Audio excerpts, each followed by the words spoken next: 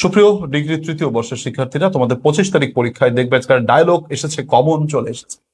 আমি তোমাদেরকে যে ডায়লগ গুলো সাজেশন দিয়েছি তার ভিতর থেকে কমন চলে আসবে, so no problem at all. মোটেও মোটেও আমাদের টেনশনের কিছু নেই। আচ্ছা, এখানে যে ডায়লগটি আমি প্রশ্নে দিয়েছিলাম, তোমরা সবাই একটু খেয়াল করো কি বলেছে। বলেছে write a dialogue between two friends, দুই বন্ধুর মাঝে একটি ডায়লগ লেখো about the importance of tree plantation, বৃক্ষরোপণের গুরুত্ব সম্পর্কে। খুবই ভালো কথা। এটা হচ্ছে তোমাদের যে গুরুত্ব বিষয়ক যে ফরম্যাটটা পড়িয়েছিলাম আমি, ফরম্যাট 2, সেইটা থেকে লিখবা। গুরুত্ব বিষয়ক যে ফরম্যাটটা পড়িয়েছি সেটার বিষয়ে ট্রি প্লান্টেশনটা লিখে দিলে তোমার ট্রি প্লান্টেশন বিষয়ে ডায়লগটি কমপ্লিট হয়ে যাবে। লেখার নিয়মটা কি? প্রথমেই রাইটের পর থেকে শেষ পর্যন্ত লিখবে, যা আছে তাই।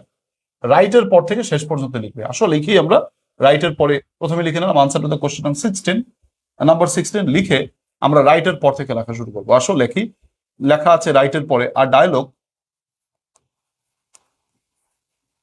বিটুইন two friends,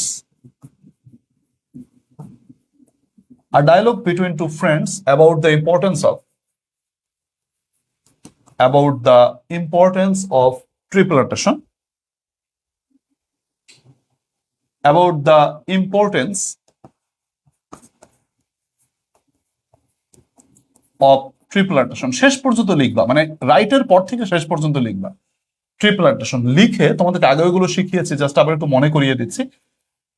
লিখে ইজ গিভেন বিলো বা নোটেড বিলো, যে যা লেখো সমস্যা নেই, লিখে একটা কোলন দিবা।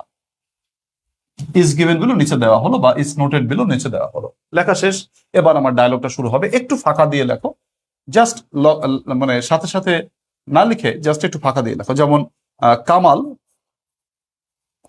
প্রশ্ন করছে যে হাই জামাল, জামাল কেমন আছো? জামালকে তো ইয়ামাল লেখে না, ওয়াই লামিন ইয়ামাল, তো ইয়ামাল না, ওটা জামাল আর কি উচ্চারণটা বাংলায়। যাই হোক, hi Jamal, hello Jamal, how are you, তুমি কেমন আছো? তোমরা এইভাবে শুরু করো। তোমরা যে ফরম্যাটটা পড়েছো আমার বই থেকে বা যারা পিডিএফ নিয়েছো, পিডিএফ এর ফরম্যাট গুলো দিয়েছে, তোমরা দেখেছো নিশ্চয়ই। তো Kamal, hi Kamal, how are you, তুমি কেমন আছো? তখন জামাল প্রশ্ন উত্তর দেবে। একটু ফাঁকা ফাঁকা লিখবা যাতে ভালো দেখায় বা ভালো একটু বোঝা যায়। আই এম ফাইন, আমি ভালো আছি।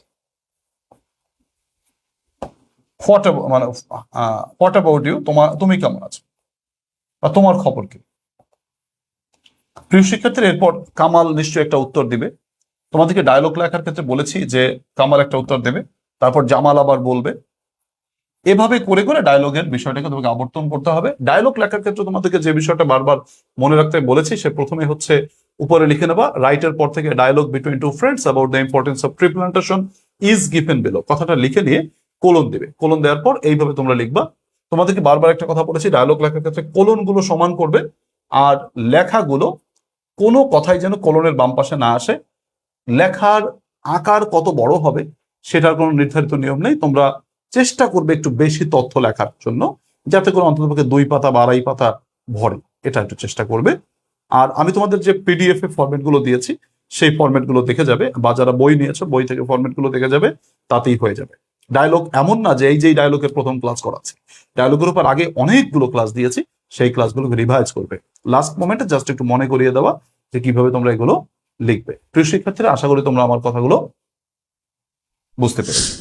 সুপ্রিয় শিক্ষার্থীরা, তোমরা আজকের ভিডিওতে যে আলোচনা করলাম বা আজকের ক্লাসে যে আলোচনা করলাম, আশা করি তোমরা বুঝতে পেরেছো। সুপ্রিয় শিক্ষার্থীরা, তোমাদের পরীক্ষার তারিখ পরিবর্তন করা হয়েছে। তোমরা জানো যে আমাদের পরীক্ষা 16 তারিখে যেটা ছিল সেটা চেঞ্জ করে 25 তারিখে পরীক্ষা তারিখ দেওয়া হয়েছে, নতুন তারিখ দেওয়া হয়েছে। যদিও বিষয়টা অনেকটা চ্যালেঞ্জিং, মানে হচ্ছে দেখা যায় অন্যান্য সাবজেক্টের পরীক্ষার মধ্যে ইংরেজি পরীক্ষা, এটা একটা উৎকণ্ঠা বা একটা প্রেশারের তৈরি করতে পারে অনেকের কাছে, বা যারা যেভাবে প্রস্তুতি নিয়েছে তাদের হয়তো বিষয়টা ইনফ্লুয়েন্সড হয়ে যেতে পারে। তো এরই ভিড়ে আমি একটা কথা বলবো, যারা একটু অতিরিক্ত সময় পেয়েছো, তো যারা মনে হয়েছিল যে আমার যে অনলি পাশে স্পেশাল ব্যাচে রয়েছে সেখানে ক্লাস করার ইচ্ছা ছিল বাট সময়ের জন্য পারোনি, তাদেরকে বলবো তোমরা যেহেতু একটু এক্সট্রা সময় পেয়েছো, তোমরা সেই অনলি পাশে স্পেশাল ব্যাচের ক্লাসগুলো পড়লে তুমি নিশ্চিত পাস করে যাবে। তো তুমি যদি সেই ব্যাচের ক্লাসগুলো নিতে চাও নিতে পারো।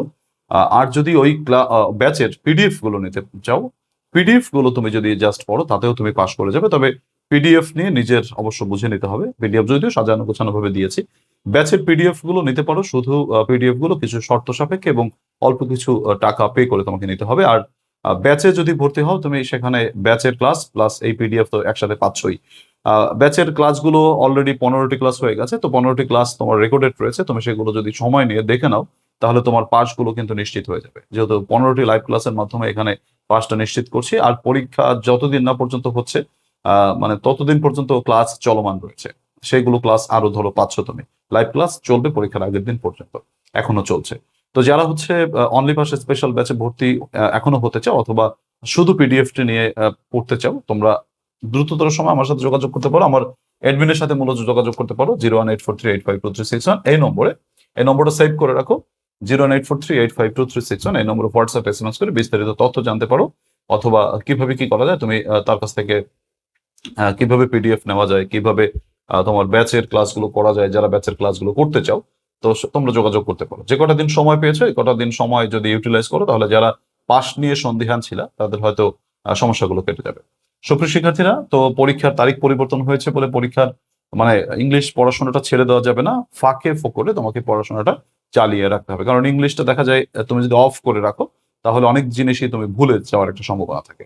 তো এর জন্য সম্পূর্ণ সংখ্যা থাকে আর কি।